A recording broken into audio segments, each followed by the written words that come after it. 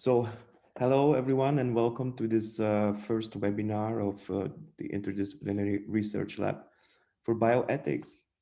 We are based in Prague, and hopefully, this will be the first of a number of digital seminars on different bioethical topics that we plan to organize this year. I also have to say that we are organizing this particular event in cooperation with the Society for Recurse Studies, and they also plan to organize more online events over in the near future. I put the websites of both organizations in the chat. So if you're interested in our activities, you can have a look. There is also some information about who we are and what we do.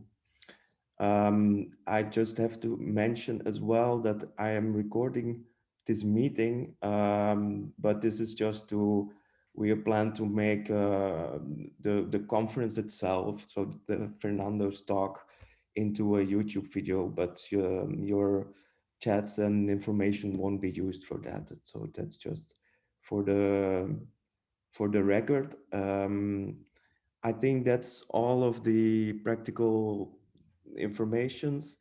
Um, Let me then just briefly introduce our speaker of today. Our speaker of today is Professor Fernando Nascimento. He's currently an assistant professor of digital and computational studies at Bowdoin College in the United States. His work focuses on hermeneutics and ethics applied to digital technologies. Fernando Nascimento has also been working for a number of years in the telecommunication industry, developing software for mobile devices worldwide. For example, he was part of the development of Motorola phones and also of the first Android phone sold in the United States in 2009. In parallel with his work in telecommunications, he has been studying and teaching philosophy with a special focus on the ethical and hermeneutical works of the French philosopher Paul Ricoeur.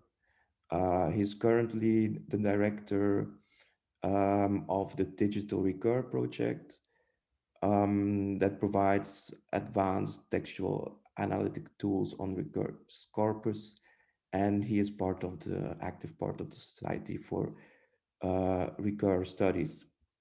Professor Nascimento recently co-authored with the cognitive science Eric Chorn a chapter on software and metaphors in the book Interpreting Technology, edited by Wessel Reyers and Mark Kuckelberg. And today, Fernando will be talking about digital poetics, drawing on Ricoeur's work as well. So I'm happy, Fernando, to give you the digital floor for your presentation. Thank you so much, Geoffrey.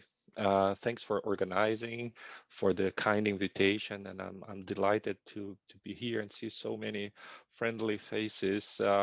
If nothing else, it's an opportunity for us to reconnect with each other. We typically do that in our conferences, but I'm glad to be at least a token for this reconnection. Um, can you hear me well? Can you just give me a Yes. thumbs up? Yeah. And can you see my presentation in full screen, Digital Poetics? Okay. I can't see all the participants, but if you want to, take notes of questions and comments, and then we can come back. My presentation will have around uh, 45 to 50 minutes. I know that it's a little bit long for the digital format. I tried to shrink it as much as I could, but then we will still have a good time for conversations and questions and answers. And as I'll be trying to tackle the problem from different perspectives, hopefully it will not be too tiring. But if you want to turn off your video and take a nap, that's totally fine as well. Um, if there's one thing we can conclude from the pandemic, it's that our lives are more digital than ever. We have never had so many activities mediated by digital media. And this is a performative statement when greeting you via Zoom. We work from home, we make our medical appointments on the computer, we buy things over the internet. It's difficult to think about aspects of our lives that are not being significantly affected by digital technologies.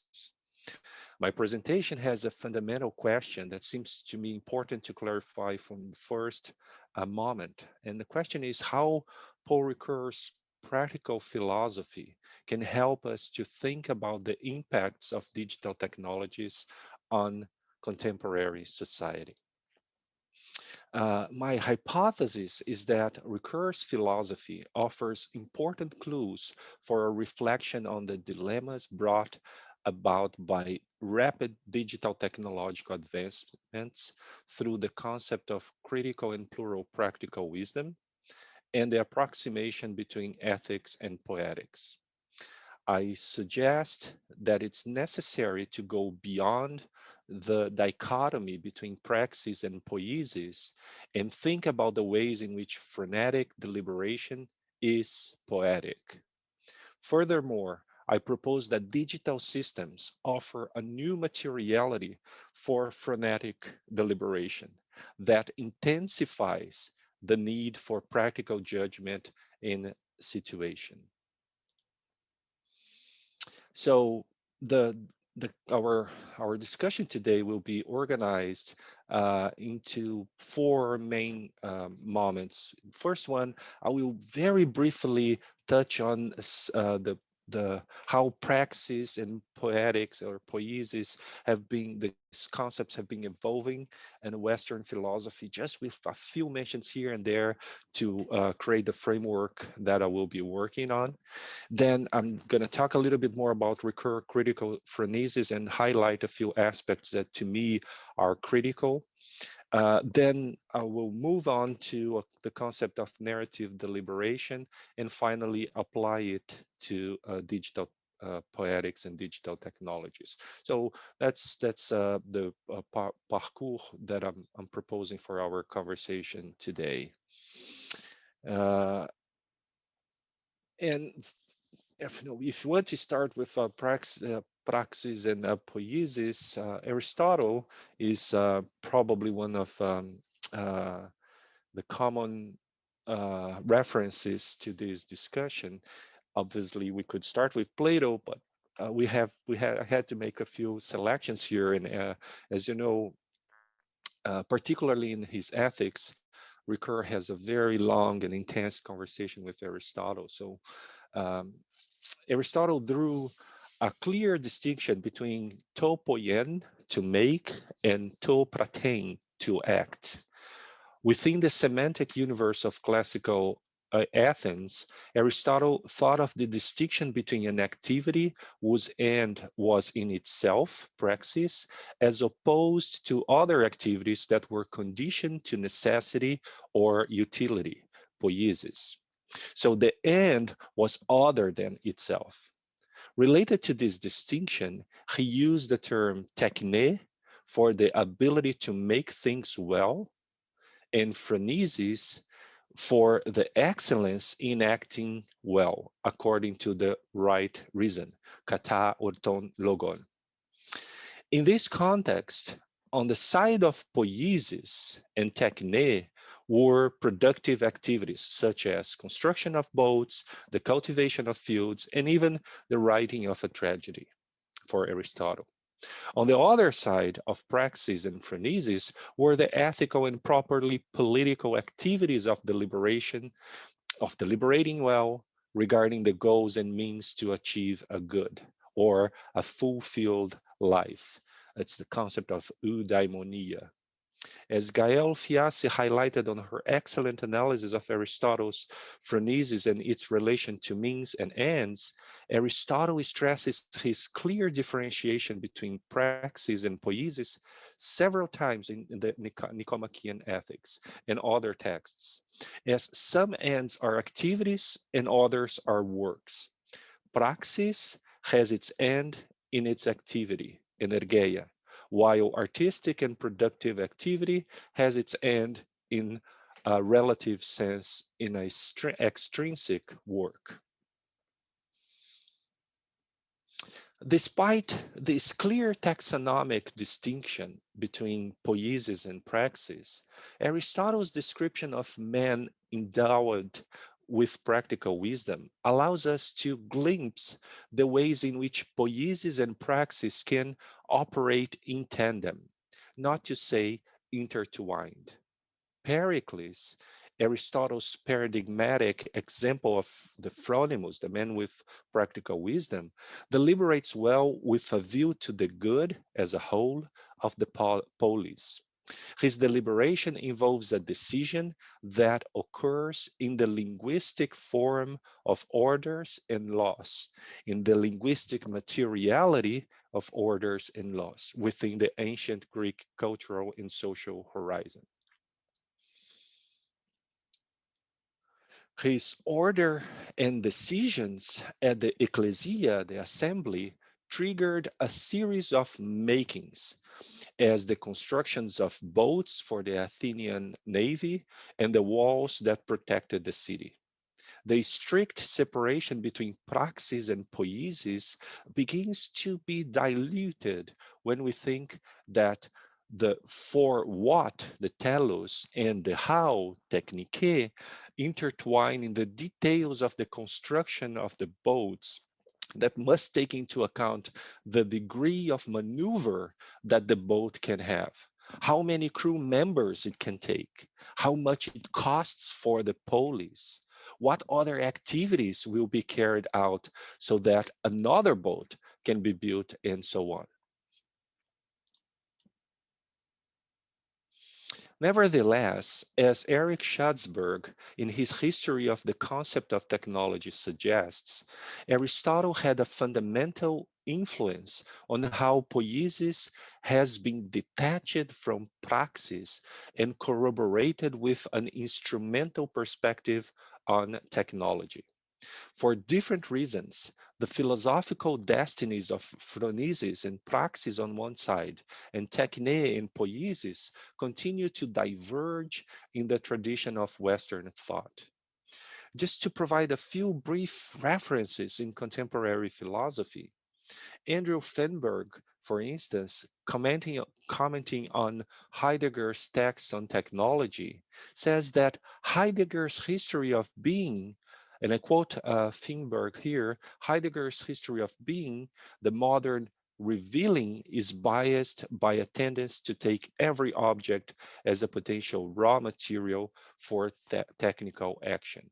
It's the famous risk of poiesis denounced by Heidegger to make everything standing reserves, including man, and therefore precluding design from its authentic existence of unveiling being. Jacques Teminot, in his analysis of praxis and phronesis in Heidegger, goes further and affirms that, I quote him, resoluteness as the retrieved phronesis is the instantaneous self-understanding, in the light of which poiesis, including the whole realm of productive preoccupation, reveals itself to be a falling modification of praxis, that is, of existence itself. Hannah Arendt famously organized the human condition in labor, work, and action, in which labor and work are closer to poiesis, and action, political action, is closer to praxis. The criticism of Marcuse and the Frankfurt School is another important landmark in the history of the split between human and meaningful aspects of praxis and the dehumanizing aspects of techne in the context of the oppressive materialistic dialect of technological society. It's also interesting to note that even the revival of phronesis in contemporary philosophy is often animated by a critique of the utilitarianism of technological society, which is valid and important. Phronesis is an antidote to poiesis. Joseph Dune, who did one of the most important works in the revival of Phronesis in the past decades, said that, I quote him, poetics is associated with this deconstructive tendency in postmodernity towards self generated and self justifying inventiveness to produce something better at every moment, or nihilistically, just to produce. One of my fundamental contents in this presentation is that this theoretical trend has fueled and shaped the practice of developing new digital technologies in recent decades. From the birth of personal computers and the evolution of mobile devices to the universe of smartphone applications that we have today, there was a radical split between poiesis, how to create better software and hardware, and praxis, why as a society would we want to create them.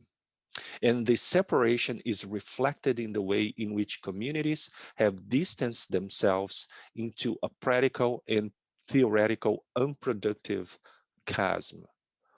On the one hand, developers who do not want to meddle with ethical problems. On the other, ethicists who criticize the advances of the digital technique, but from outside. Ricoeur himself offers in some parts of his works a look at technology from the means and ends dichotomy, to the extent, and I quote Ricoeur, to the extent that a consumer society is developed, we still experience more vividly the contradiction between the growing rationality of our means and the disappearing rationality of our ends. And he says that in the task of the political educator. Ricoeur is primarily concerned with a technical rationality that pretends to be absolute, in opposition to a hermeneutic rationality that recognizes the need of constant interpretations and reinterpretations of what we do and create in light of an ideal of the common good life. However, keeping in mind the essential concern we want to that we highlighted here, the essential and valid concern that we can see clearly through this dichotomy, we want to approach Ricoeur's take on praxis and poiesis from another angle that can lead us to a more productive application of these concepts to contemporary issues of digital technologies. In oneself as another, Ricoeur offers a more systematic analysis of the relationship between praxis and poiesis within his ethical framework. He begins by highlighting that despite the dichotomy we discussed earlier in Aristotle's book, uh, at the start of the Nicomachean Ethics, Aristotle brings about a sentence that puts techne and praxis in a parallel relationship with the ideal of the good life. Although keeping their specific conceptual spheres, praxis and poiesis cooperate in the essential process of aiming at a good proper to man in this Aristotle's famous opening of his Ethics that I quote here, every art, techne, and every inquiry, methodos, and similarly every action, praxis, and pursue, proidesis, is thought to aim at some good. And for this reason, the good has rightly been declared to be that of which all things aim. At the beginning of Ricoeur's Little Ethics, he offers this ambitious, surprising, and welcoming statement of the intrinsic relationship between praxis and poiesis. As a bonus for us, um, as we explore this concept deeper, this suggestion deeper, it takes us to the heart of Ricoeurian practical philosophy, in which narrative theory mediates between the theory of action and the ethical theory, between description and prescription. Let us see how Ricoeur organizes his argument through the concepts of coordination and subordination to support this new perspective on the relationship between praxis and poiesis. And I quote this proposal by Ricoeur that it's kind of mysterious when you read it at first. This tie between coordination and subordination in the logical connection of a practice authorizes a prudent reinterpretation of the relation between poiesis and praxis in Aristotle.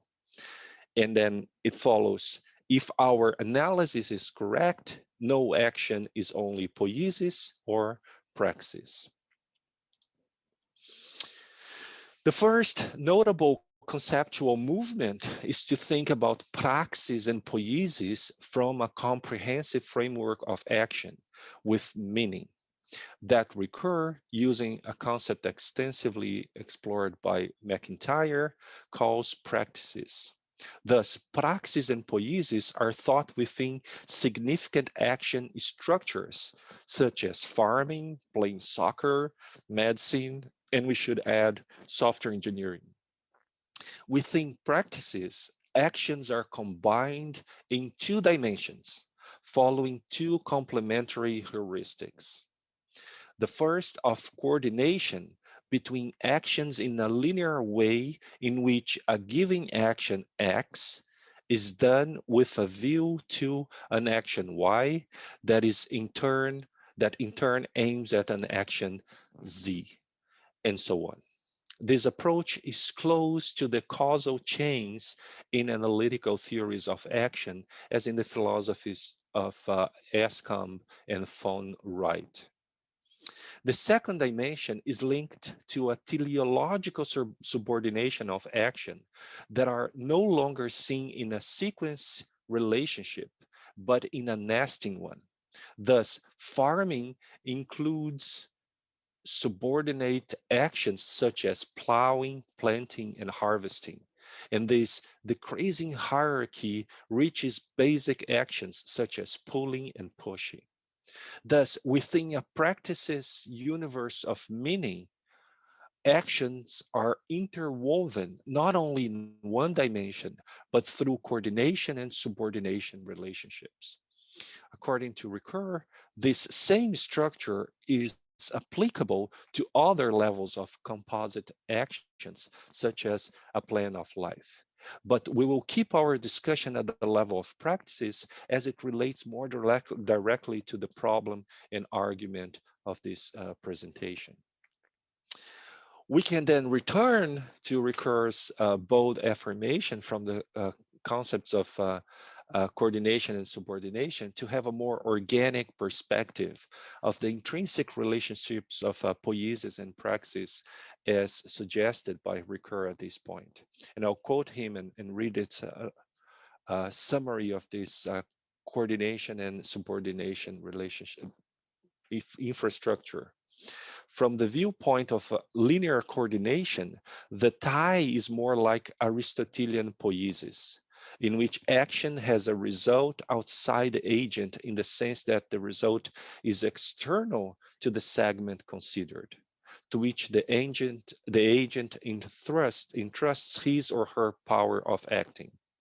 From the viewpoint of subordination, the tie is closer to Aristotelian praxis, in the sense that tilling the soil is done pros to telos, in view of the end, while practicing the profession of farming is an action done for itself, as long as the farmer does not question his choice of profession that would take us to another sphere of composite action. If our analysis is correct, no action is only poiesis or only praxis. This transition to the semantic level of practices not only opens up a new and fruitful perspective on the relationship between praxis and poiesis, but also shifts the focus from analyzing actions seen in isolation to the intrinsic temporal nature of human action, and therefore sets us on the way to a narrative analysis that, as we know, is for Ricoeur the privileged way to make sense of human experience of time and maintains a close and essential connection with the world of action. The famous analysis of the threefold mimesis in time and narrative assumes the intrinsic narrativity of action and praxis and the ability, both descriptive and prescriptive, of the narrative in relation to the world of action. To recur, we can even speak of actions as quasi-texts, and this assumption has profound implications to a hermeneutic ethics, and as I hope to demonstrate, to hermeneutic philosophy of technology.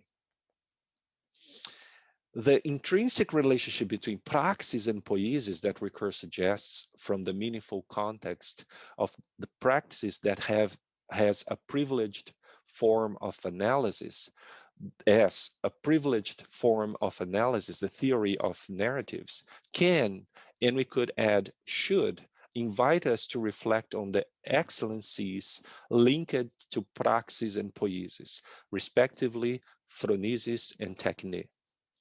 Our hypothesis is that the same intrinsic organicity seen between praxis and poiesis appears between phronesis and techne. In applying the narrative theory that illuminated the analysis of praxis poiesis, we can also explore the relationship between phronesis and techne. Elsewhere, I have proposed an approximation between phronetic deliberation and recurse narrative theory. In summary, I suggested that the deliberative process should be seen as a narrative that creates a concordance discordance by putting together a critical retrospective narrative and a prospective narrative configured by weaving together moral principles and poetic imagination.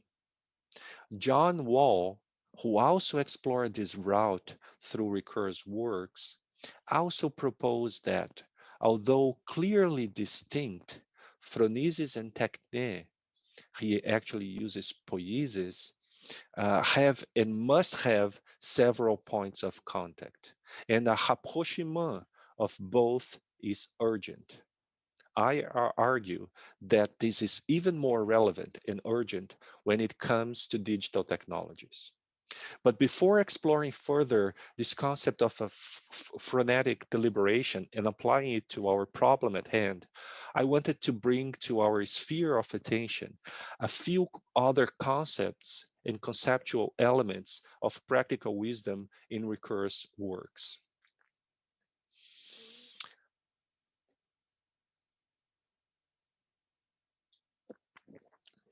Firstly, Ricoeur highlights the creative dimension of phronesis at various times as a way of inventing for each conflictual case a conduct that satisfy the criterion of respect for others and the aim at a good life, a good common life, by betraying the valid and the well-pondered moral rules that are often conflictual to the minimum feasible extent.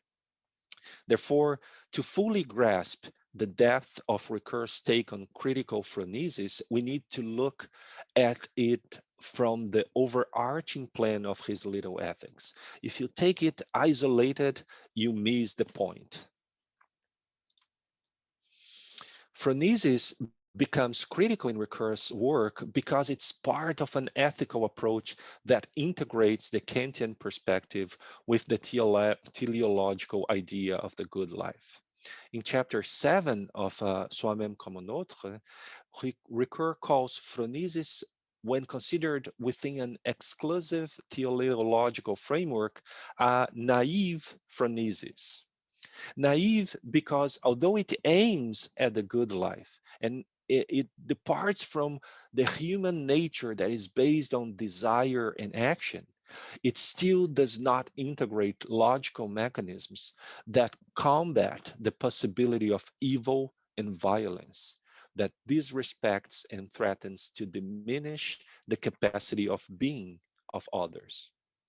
To account for this risk, Ricoeur integrates the Kantian deontological test in such a way that the proposals for the ideal of the good life are tested by the logical devices proposed by Kant in the critique of practical reason. Now, the Kantian deontological approach is not Ricoeur's final word in his Little Ethics, mainly because there are ethical aporias created by the ascending and descending cycle of creating and applying moral rules. Different maxims may pass the deontological test and become acceptable as moral rules in the ascending direction from maxim to rules. But when a complex new ethical dilemma arises, such as the ones created every single day by digital technologies, these rules need to be applied in a different direction, a descending one, from rules to the concrete situation. Should we stop this president from tweeting or not? And that's when the specificity of the case and the respect for the people involved may unveil a conflict among different logically valid moral rules. Critical practical wisdom shall address this conflict that arises not from the randomness of an amoral decision, but from the practical quandary derived from the application of the conflicted principles that passed the logical test of respect for others in the ascending direction from maxims to principles. As typical in Ricoeur's work, the strength of the critical phronesis stems from a productive dialectic between universal principles and contextual application.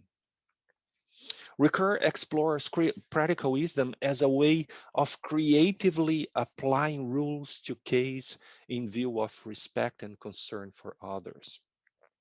In view of the aporia of two apparently contrary principles in an exclusively logical universalist approach, there needs to be a type of creative practical intelligence, a poetic phronesis that betrays to the smallest extent the principles to compose a deliberation in the form of a prospective narrative, as I propose, that lays out a space close to what Rawls called overlapping consensus, with a view to the common good life within fair institutions.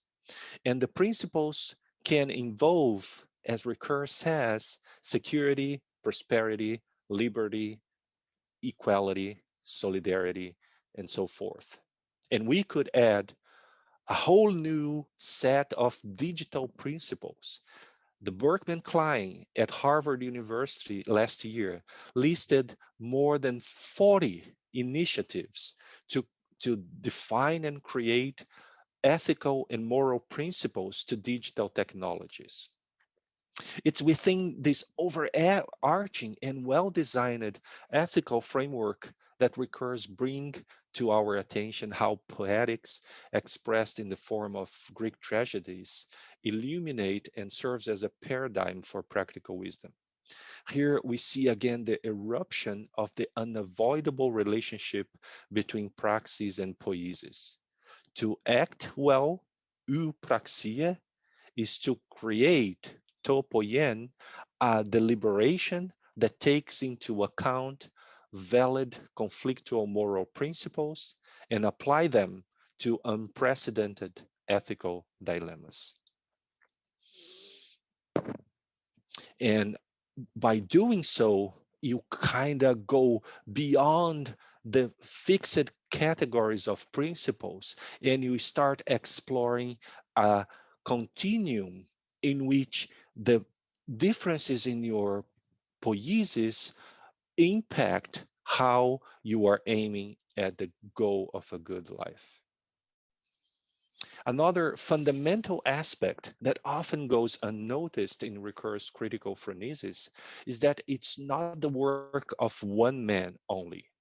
It's not the fruit of an elitist Phronimus who deliberates from the top of a palace, but it's the fruit of public debate in which several voices participate in the formation of a joint deliberation. The fruit of phronesis is the decision that arises from the public debate between different voices that collaborative analyze different angles of a complex situation and create a joint decision.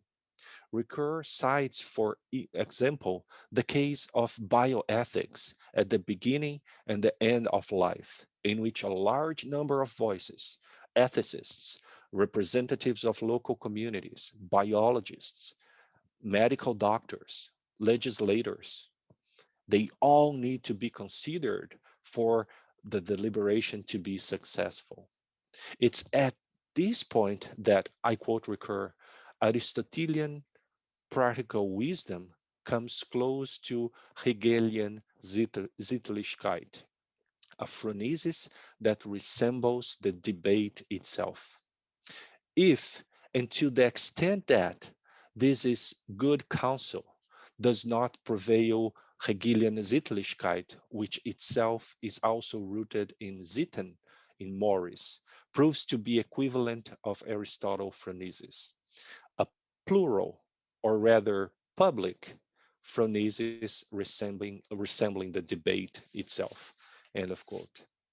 And with these brief notes on Recur's critical practical wisdom, I would like to shift our attention to the next moment of the presentation, in which I briefly present some aspects of digital technology. So please keep this set of concepts and ideas in your buffer.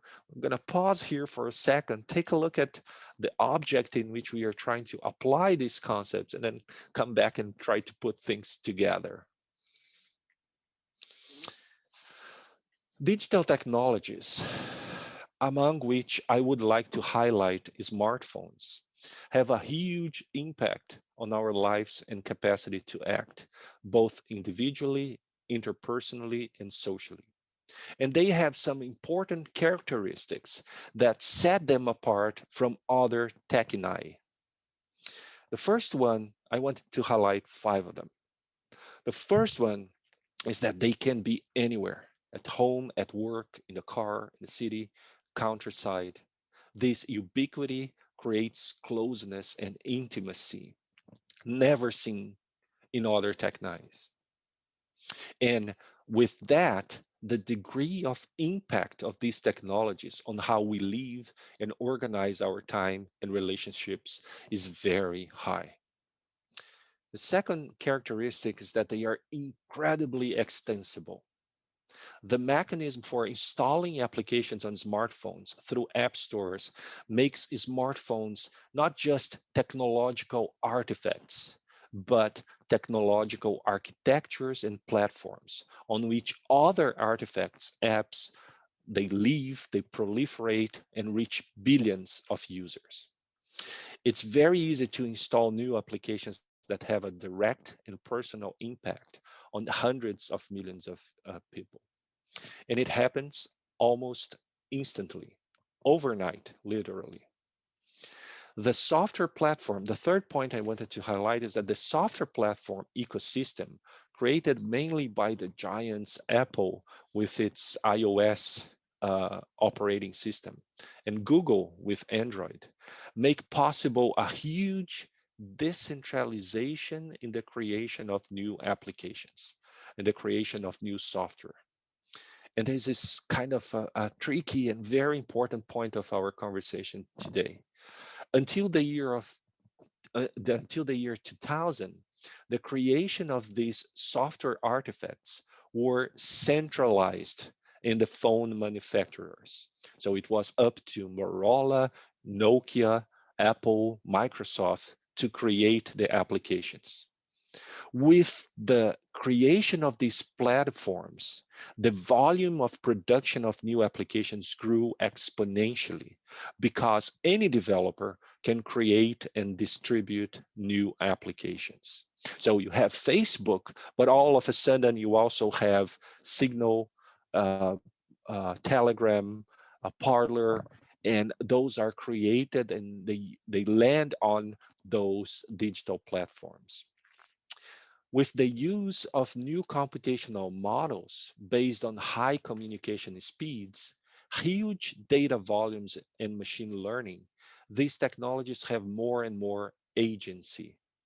The smartphone notification, just as an anecdote, the smartphone notification system is an example of how these technology become more proactive in relation to users. Just compare it with the reminders that were also arguably a piece of technology that we left on the refrigerator door to remind us of important things for the next day. The new agency magnifies the problems of practices linked to techni with new lights and contours. Kokelberg in AI ethics approaches this problem from the question of moral responsibility. He asks himself, if artificial intelligence is given more agency and takes over what humans used to do, how do we then attribute moral responsibility? The more agents is granted to digital technologies, the closer questions related to praxis get mingled with questions related to techne. And fifth, and most importantly for our argument, these digital technologies are written in software language. I would highlight here the terms written or rewritten and language. This generates a new materiality on which I would like to dedicate some additional observations. Digital technologies offer a new materiality for deliberation that was previously mediated primarily by natural language. They can and should contain significant parts of the phonetical deliberation. In transcoding the digital, Marianne van den Boomen investigates how metaphors are crucial in the way digital artifacts become used and understood. She summarizes this new form of materiality in an insightful way. I quote her: such digital material metaphors go beyond mere representation and language. They act as signs and metaphors, but also as things and procedures. The effects and implications of such sign to object metaphors are discursive and non-discursive, yet by all means material, embodied, and medium specifically inscribed. End of quote. The softer language is a new material for phonetic deliberation. The narrative poiesis that emanated from the phonetic deliberation process is now encoded in digital artifacts that are increasingly becoming agents of ethical decision. Kath O'Neill suggested that, I quote her, models are opinions embedded in mathematics. And then she applied it to the software development by saying that algorithms are opinions formalized in code. I would propose that we can look at algorithms as part of a prospective narrative in which decisions gain the materiality of a software entity. More than ever, we see the approximation between praxis and poiesis when we look at the plasticity and materiality of software as media to express a prospective narrative. For that, we need to look at Ricoeur's critical practical wisdom and narrative model, and as they may be applied to digital technologies.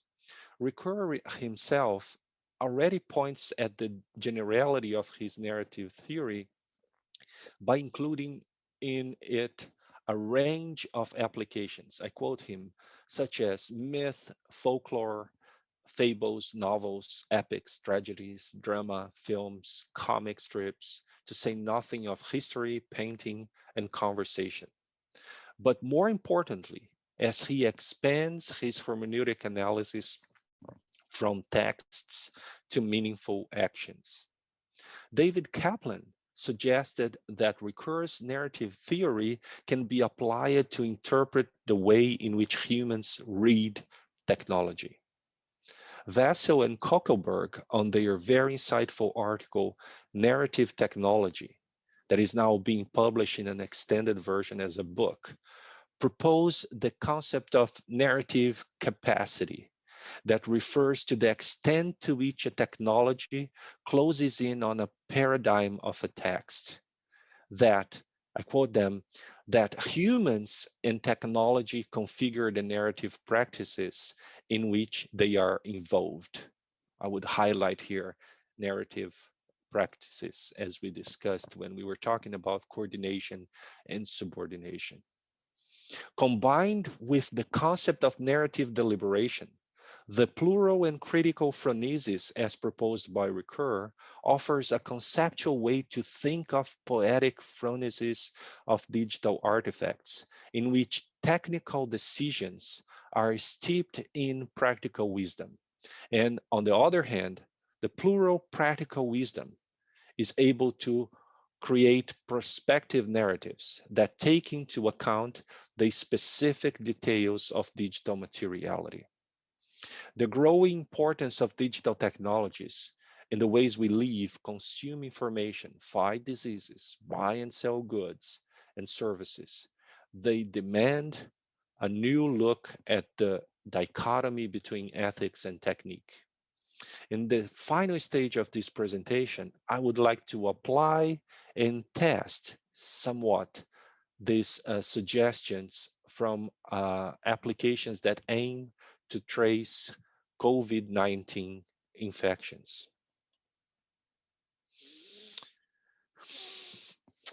With the pandemic completely, with the pandemic, completely new problems with intense ethical repercussions have emerged. One of them is the possibility and maybe the need to reduce the number of infections through contact tracing. One way to carry out contact tracing is through the use of mobile devices, smartphones, exactly because of some of the characteristics that we highlighted. There are obviously several valid moral principles at stake, such as the right to privacy of information on the one hand, and the promotion of public health on the other hand. Those two concepts are valid and they went through the moral test for saying so. But there is no direct way to apply these pre-existing principles. There is a problem of practical wisdom to decide in the specific case of app development, of this app development, how such principles will be realized in the form of software. The creation of the software is not just techne that contemplates only technical aspects of the development of a computer code. An environment of public debate is needed to decide, and therefore plural phronesis is needed to decide the best prospective narrative for this case. The same way, Ricoeur suggested that we had to have many voices for the bioethical debate. That's the same case here. We do have to have many different voices while creating this prospective narrative. A group at MIT has been organizing information on, I quote them, automated contact tracing apps that are backed by national governments. These are apps designed to automatically tell users of or public health officials whether somebody has potentially been exposed to COVID-19. It, it's what is generally known as exposure notification, end of quote. As of December 16th, 2020, they have compiled detailed information on how more than 50 different apps in different countries create different narratives through their software code. One of the most prominent is the infrastructure to put together by Apple and Google to enable contact tracing. Together, they deployed this narrative to more than 2 billion users overnight. This is one example of how ubiquitous and therefore socially impactful these software narratives can become. Overnight, billions of users received software updates on their iOS and Android phones with this new functionality. Let's take a quick look at this digital artifact from the narrative perspective.